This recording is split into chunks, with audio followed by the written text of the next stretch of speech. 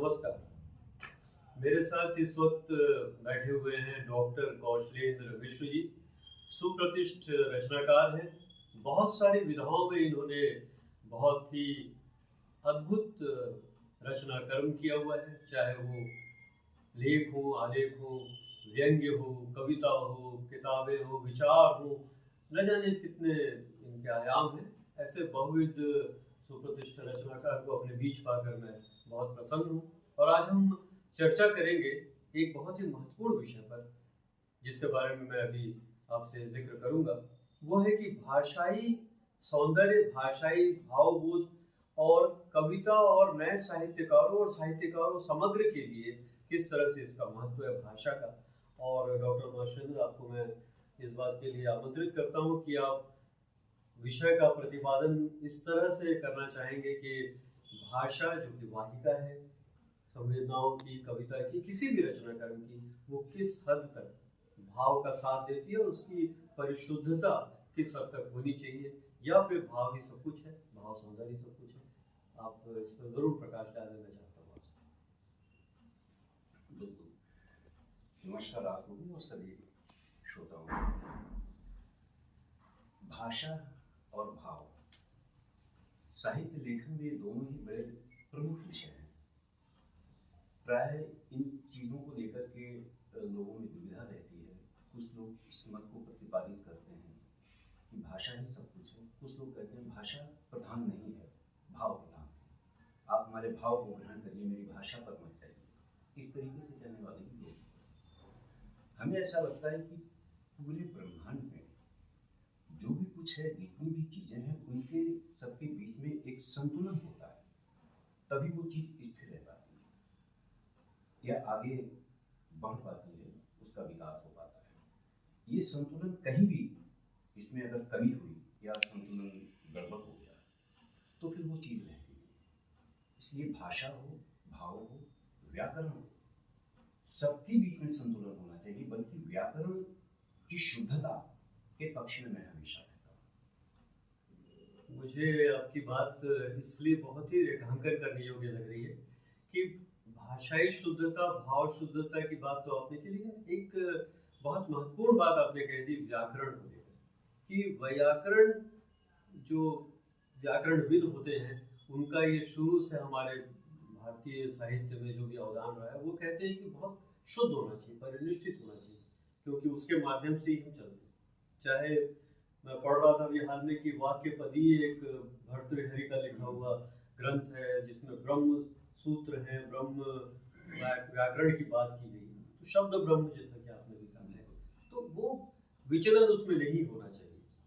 अगर हम भाषा या वाक या वाच की बात करें तो ये बहुत महत्वपूर्ण है, किंतु साथ साथ में ये भी है कि आज जो परिस्थितियां हैं, आज जो देश में या पूरी दुनिया में जो भाषा का जो सरलीकरण हुआ है, मानकीकृत भाषा से दूर जो हम आए हैं, उसमें हम साहित्य की जो सर्जना करते हैं जिनके लिए, पाठकों के लिए, वो अगर बहुत शुद्धतावादी भाषा होगी तो क्या वो ग्राह्य होगी उनके द्वारा, उन पाठकों के द्वारा। आपने इतना लेखन किया है, और ख़ास तौर से मैं, प्रश्न लंबा हो रहा है लेकिन, मोतीहारी वाले मिश्र जी के रूप में बहुत सहज और सरल भाषा का आपने उपयोग किया है जो लोगों तक पहुंची है। तो आपको क्या लगता है, संतुलन की बात आपने की है, लेकिन कहीं ना कहीं किस तरह से संतुलन स्थापित किया जाए, इस पर विचार। महाकवि कालिदास ने बहुत स्पष्ट शब्दों में एक पैरामीटर बना करके प्रस्तुत कर दिया हम लोगों के सामने। वाग अर्थाविव संप्रक्तो वाग अर्थ प्रतिपत्ते, वाक भी और उसका अर्थ भी। तो प्राचीन साहित्य में जाएंगे तो इस तरीके के दिशा निर्देश सभी लोगों के लिए, केवल वंदना नहीं है शिव और पार्वती की, बल्कि उसके माध्यम से वाक और अर्थ के बीच में जो सामंजस्य होना चाहिए, इसकी बात में महाकवि कालिदास ने की। पाणिनि के सूत्र हैं, उसका एक अपना अलग महत्व है। और जहाँ तक व्याकरण की बात है, इसके बारे में केवल एक ही बात कहूँगा और शायद वो पर्याप्त होगी, और वो ये कि विश्व में इतनी भाषाएं, इतनी लिपियाँ, इसके बाद भी नासा को सबसे उपयुक्त भाषा कौन सी लगती है, सबसे उपयुक्त लिपि कौन सी लगती है? देवनागरी और संस्कृत। क्यों उसको इतना महत्व क्यों दिया गया है? क्योंकि व्याकरण ने उस भाषा को बांध करके रखा हुआ, बिखरने नहीं दिया। भाषाओं का विकास होता है, प्रवाह होता है, कुछ चीजों को ग्राह्य करती है भाषा, लोक संपर्क से, लोक बोलियों से वगैरह वगैरह। इसके बाद भी भाषा के निरंतर विकास में एक बात का यदि ध्यान रखा जाए कि भाषा सुसंस्कृत हो, इसे हमें निरंतर सुसंस्कृत बनाना है। तो उसके लिए क्या उपाय हो सकता है? 2 उपाय है। वाणी, अर्थ तो है ही है कि अर्थ उसका इंटैक्ट रहना चाहिए, जो अर्थ हम देना, जो संदेश देना चाह रहे हैं वो संदेश तो रहे ही, वाणी भी रहे और व्याकरण भी रहे। व्याकरण ही उसे शुद्ध बनाएगा। और यही कारण है कि व्याकरण ने संस्कृत को इतना समृद्ध कर दिया है, इतना परिपक्व कर दिया है कि नासा को उसके अतिरिक्त और कोई भी भाषा समझ में नहीं आती। हो सकता है आगे चल करके कंप्यूटर में इसकी। आपने बहुत ही रोचक बात कह दी कि कंप्यूटर की जो भाषा है, जो प्रोग्रामिंग की भाषा है, वो संस्कृत और देवनागरी लिपि। देवनागरी लिपि तो खैर बात की बात है, लेकिन जब हम संस्कृत से हम खड़ी बोली की ओर आए और उसके बाद फिर 12वीं शताब्दी में या 13वीं शताब्दी के प्रथम उसमें अमीर खुसरो से हम उसको मानते हैं खड़ी बोली के, तो मेरे दिमाग में ये बात आ रही है डॉक्टर साहब कि क्या जो लोक भाषाएं हैं पूरे देश में हर 2 मील पर बदल जाती है कहते हैं, तो क्या लोक भाषाओं में जो रचनाएं होती हैं साहित्यिक, वो साहित्यिक कृतियां हैं भी या नहीं, और अगर हैं तो वो अलग किसी श्रेणी में आती हैं, और जो इस तरह की जो देशज भाषाओं से इतर जो रचनाएं की जाती हैं वो क्या अलग श्रेणी में ली जाएंगी, या दोनों के बीच में जो संतुलन की बात कह रहे हैं तो ये तो बहुत कठिन हो जाएगा। संतुलन कैसे स्थापित होगा? दोनों तो अलग अलग श्रेणियों में चली जा रही हैं। आप इस पर जरूर कुछ बताएं हम सब।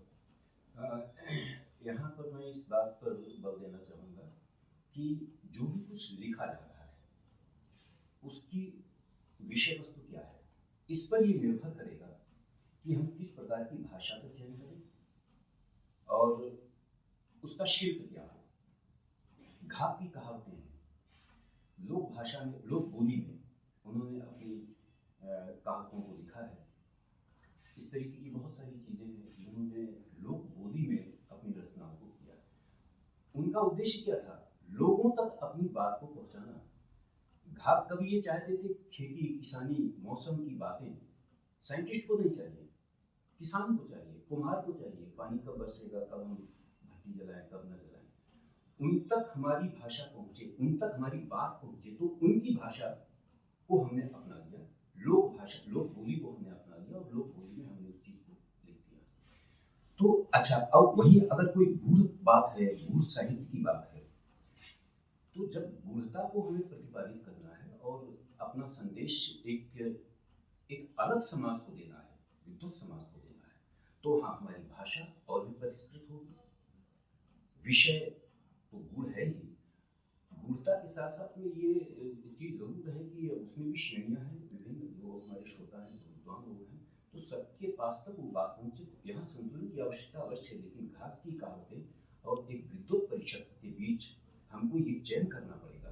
कुछ लोगों को मैंने देखा है, एक ही रचनाकार है, एक ही रचनाकार ने अपनी अलग अलग रचनाओं के लिए भाषा और शिल्प का अलग अलग चयन किया है। तो मैं इस चीज को मान करके चलता हूँ कि हम जिस लक्ष्य को लेकर के चल रहे हैं उस लक्ष्य के अनुरूप हमें बुनावट करनी पड़ेगी। मतलब आप संभवतः ये कहना चाह रहे हैं कि शिल्प जो है वो बहुत प्रधान नहीं है, किंतु वो जिस तरह का विषय है और जिस तरह के लोगों तक वो पहुंचना है, सामान्य शब्दों में कहा जाए तो उस तरह से उसकी बुनावट होनी चाहिए, शिल्प होना चाहिए, क्योंकि संप्रेषणीयता प्रमुख उद्देश्य तो वही है। लेकिन एक बात फिर से आ रही है, चर्चा में आ सकती है कि जहाँ पर हम जो नए जो रचनाकार आते हैं उनमें यह है कि पहले उन्होंने अकादमिक रूप से बहुत सारी पढ़ाई की है, जो कि एक कालखंड में किसी विषय के लिए पढ़ी है, लेकिन बाद में अगर वो रचनाकार के रूप में अपने आप को रखना चाहते हैं, तो आज तो पाठकों की संख्या जो है वो, दो प्रश्न इसमें आएंगे। पाठकों की संख्या जो है वो कम है। अब तो बहुत सारे माध्यम हमारे पास हैं जिनमें पाठक तो नहीं कहेंगे, लिसनर्स, या देखा जाए तो दृश्य श्रव्य माध्यमों का जो है, हम भी उसी पर बात करते हैं। पहली बात तो ये कि क्या उसके लिए अलग भाषा की अभिव्यंजना की अलग एक श्रेणी पैदा हो गई है, एक धारा आ गई है। दूसरी बात ये है कि नए रचनाकार जो है वो बिल्कुल सीखने के लिए क्या उद्यत है, क्या वो जानना चाहते हैं, ये भी है। और परिवेश भी बदला है, विषय भी बदले हैं। मैं कहना ये चाह रहा हूँ कि संस्कृत एक बहुत महत्वपूर्ण और सबसे पुरानी भाषा है, लेकिन वो क्लिष्ट थी बहुत। और हिंदी में जब हम क्लिष्टता का आरोपण करेंगे तो क्या वो आम जन तक पहुंच पाएगी, भले ही विषय कुछ भी हो। मैं थोड़ा सा अजीब सी बात कह रहा हूँ, लेकिन मुझे लगता है कि कठिन और गूढ़ बात को भी सरल सहज ढंग से बोलना एक आम आदमी के लिए कितना आवश्यक आप मानते हैं? यहाँ मैं एक बात ये कहना चाहूँगा कि कर्नाटक में और कानपुर में भी, कर्नाटक में तो कई गांव हैं और कानपुर में भी हमने कुछ ऐसे परिवार देखे हैं जहाँ आपस में सभी लोग केवल संस्कृत में ही बात करते हैं।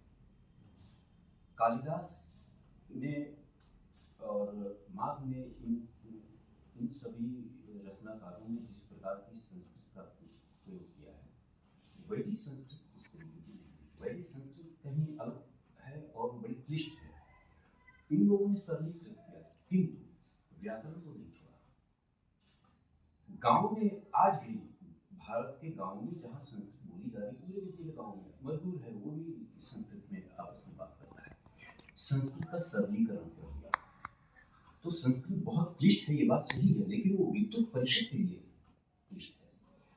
हिंदी भी बड़ी क्लिष्ट है। लोग मानते हैं कि हिंदी बड़ी क्लिष्ट है, लेकिन हिंदी का सरलीकरण अलग अलग समाज के लिए हम कहाँ अपनी बात को रखना चाह रहे हैं। तो मुझे ऐसा लगता है कि संस्कृत को और सरल करने की आवश्यकता है आज के परिवेश में, और वो किया जा सकता है। जैसे हिंदी को हमने सरल कर दिया, और संभवतः ये तब हो पाएगा जब हम लोक बोली के जो शब्द हैं, लोक बोली के शब्दों को उसमें पिरोएं, बजाय इसके कि हम अरबी, फारसी और लैटिन, स्पेनिश शब्दों को अपनी हिंदी में पिरो रहे हैं। तो संस्कृत के शब्दों को पिरोएं और लोक बोली को हम संस्कृत में ले जाएं, तो भाषा सरल हो सकती है। आपने एक बात और ये कही कि जो नए लेखक हैं, नए रचनाकार हैं, वो क्या करें। तो पहली चीज तो ये है कि मैं यहाँ ये इसका उल्लेख करना चाहूँगा बड़ी पीड़ा के साथ में। एक बात ये कही जाती है कि हिंदी में अब कालजयी रचनाएं नहीं हो रही। हिंदी के लेखक मारे मारे घूमते हैं, हिंदी में पाठक नहीं है। हिंदी की सर्वाधिक दुर्दशा है, बल्कि तमिल, तेलुगु, दक्षिण भारतीय जो भाषाएं हैं उनमें बड़ा अच्छा लिखा जा रहा है, उनके पाठक भी हैं। हिंदी में ना अच्छे लेखक हैं, ना हिंदी में अच्छे पाठक हैं। तो ये जो हिंदी की दुर्दशा है, संभवतः इसके लिए पूरा समाज, पाठक और लेखक दोनों ही इसके लिए उत्तरदायी है। आज का लेखक लिखना तो चाहता है, लेकिन पढ़ना नहीं चाहता है। जब तक हम पढ़ेंगे नहीं तब तक अच्छा लिखेंगे, क्योंकि कैसा शिल्प है, कैसी बनावट है, ये तो हमको सीखना पड़ेगा। बाद में भले ही हम अपना शिल्प उसमें डालें, अपनी बुनावट उसमें डालें, तो जब तक ये चीज दूर नहीं होगी, हमारी प्रवृत्ति ग्रहण करने की नहीं होगी, तब तक हम प्रक्षेपित नहीं कर पाएंगे। इसीलिए हमारा अच्छा प्रक्षेपण नहीं हो पाता है। आपने दरअसल मैं जो प्रश्न आपसे करना चाह रहा था उसका उत्तर ही दे दिया।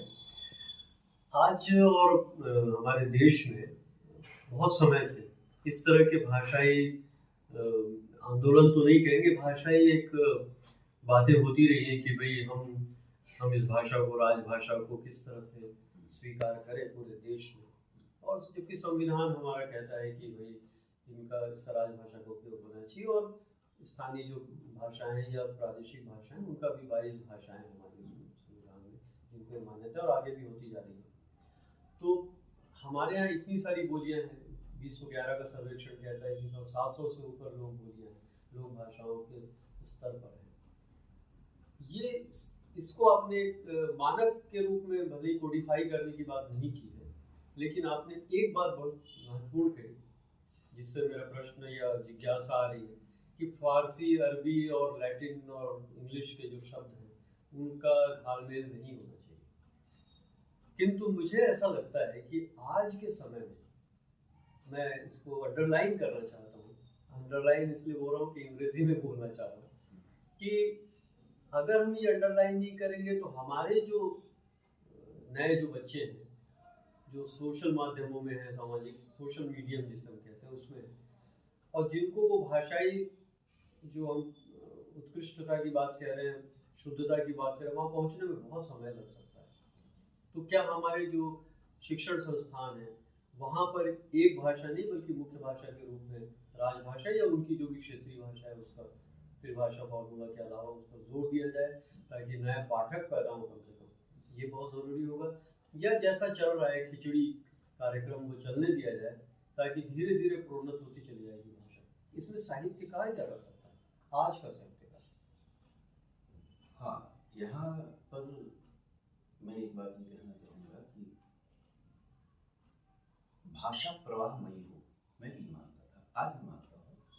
और प्रवाहमयी भाषा तभी हो पाएगी जब हम सारे फूल, अच्छे बुरे जितने भी हैं, सुंदर असुंदर, सभी चीज़ों को हम ग्रहण करते हुए चलेंगे और लोगों को देते हुए चलेंगे। यही कारण है कि आज हमारी हिंदी में, वर्तमान की जो हिंदी है, विभिन्न भाषाएं, जिसमें यूरोपीय भाषाएं, अमेरिकी भाषाएं, एशिया की विभिन्न भाषाएं, इनका समावेश होता चला गया। राजतंत्र में भी ये बहुत कुछ हुआ, वो एक अलग विषय है।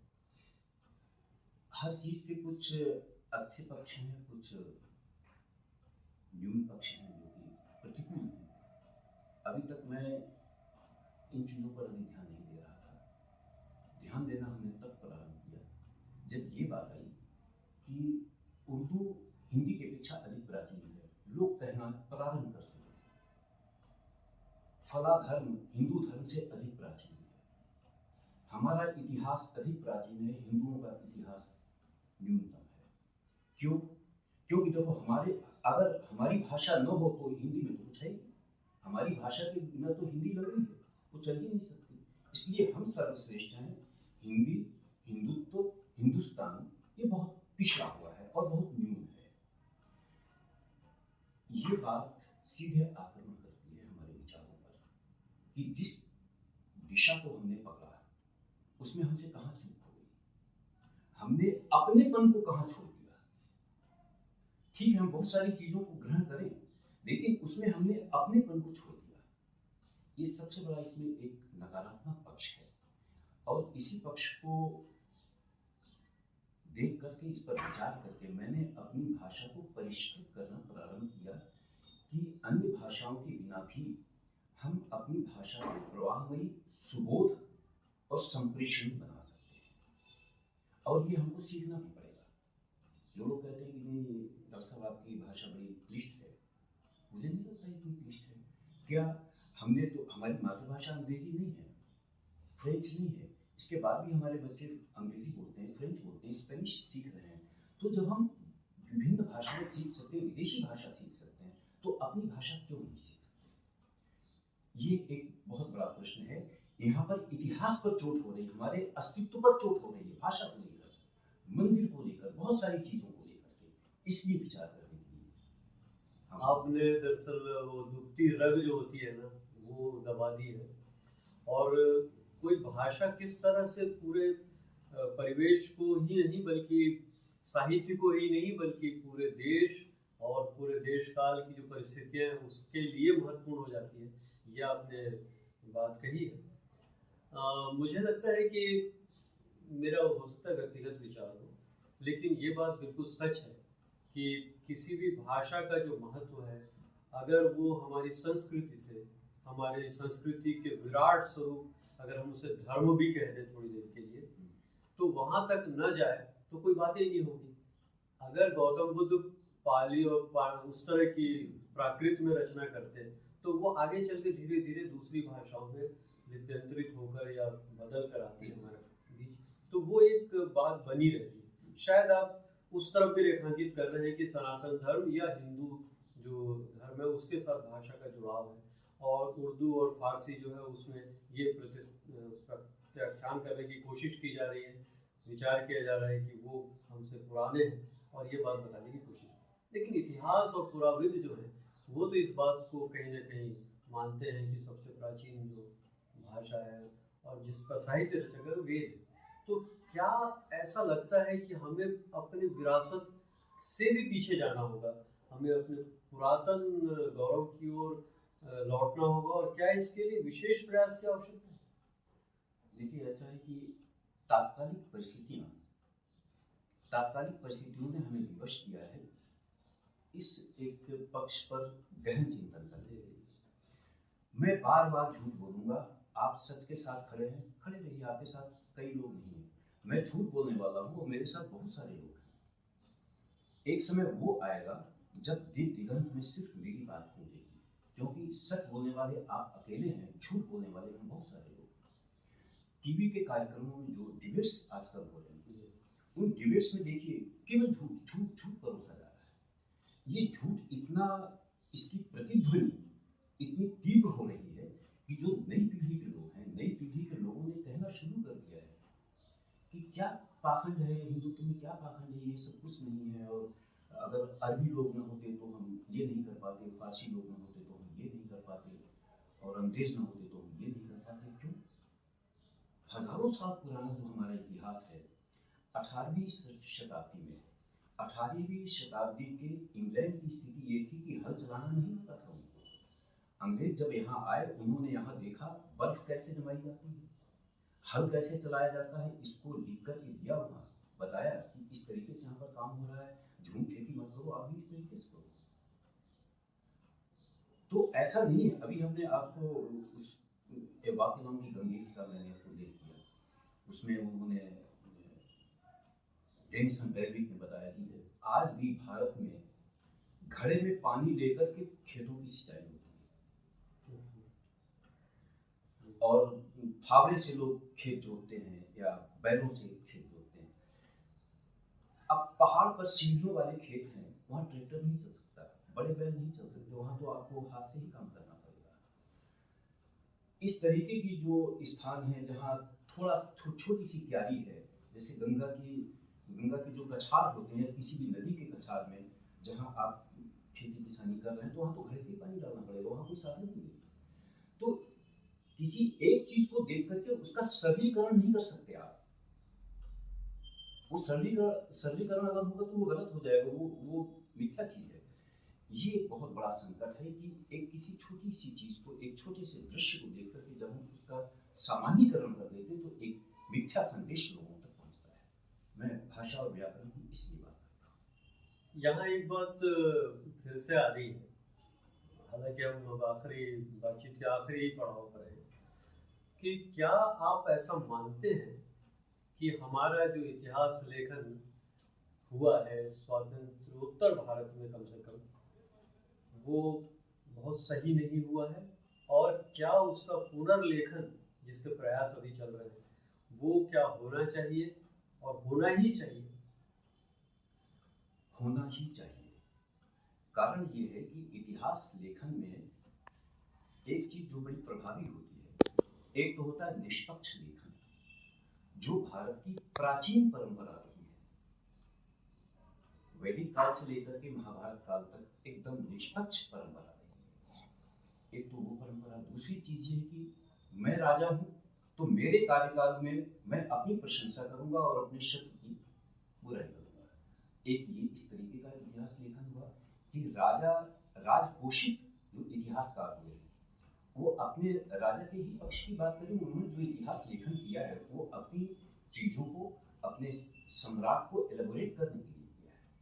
तो ये तो मिथ्या है। या तो ये कि हम प्राचीन परंपरा में लौटें कि वहां नाम भी नहीं होता था, इतिहास लेखन किसने किया पता नहीं, वेद मंत्र किसने लिखे पता नहीं। प्राचीन लेखन इसी तरीके से होता था, बिना नाम का। इसीलिए अपौरुषेय कहा गया है वेदों को। जो भी मंत्र है अपौरुषेय, व्यक्ति ने नहीं लिखा। तो जब इस श्रेणी पर आ जाए, हमारा चिंतन इस तरीके का होगा, तब हम निष्पक्ष लेखन लिख पाएंगे। और वास्तव में इतिहास को पुनः लिखे जाने की आवश्यकता है। इतिहास हमें अपने प्राचीन अस्तित्व से जोड़ता है और प्राचीन अस्तित्व हमारे नए अस्तित्व को निखारने का काम सकता, वरना हम समाप्त हो जाए, कोई भी सभ्यता समाप्त हो जाएगी और समाप्त हो चुकी है कई सभ्यता। एक बहुत ही महत्वपूर्ण बातचीत हमारे बीच चर्चा हुई और मुझे लगता है कि डॉक्टर कौशल जी ने बहुत विशद रूप से बहुत सारी चीज़ों को इसमें लिया है और भाषा और साहित्य के माध्यम से और इतिहास को लेकर प्राचीन से अर्वाचीन तक की जो बात हमने की उससे बहुत सारे और भी प्रश्न उभर रहे हैं जिन पर अगर कभी संभव हुआ तो आगे हम बात करेंगे। ये तो हमें सूत्र मिल गए हैं और आपने बहुत अच्छे से नए लोगों को भी और पुराने लोगों को भी ये संदेश कहीं न कहीं दे दिया है कि हमें अपनी भाषा पर काम करना चाहिए, भावों पर काम तो हो ही रहा है। और फिर उसी बात पर मैं लौटता हूँ कि भाव अभिव्यंजना, भाव अभिव्यक्ति के लिए भाषा आवश्यक है और भाषा ऐसी हो जो लोगों तक पहुँचे लेकिन उसका व्याकरण भी दुरुस्त हो। ये और हम जो भी लिखें, चाहे इतिहास हो चाहे जो भी हो, उसमें सच्चाई हो और सच के पक्ष में आपने कहा हमें खड़ा होना होगा। और इसी टिप्पणी के साथ मैं आपका धन्यवाद देता हूँ कि आप यहाँ पर पधारे और आपने इतनी अच्छी बातें की। बहुत धन्यवाद आपका। धन्यवाद। नमस्कार।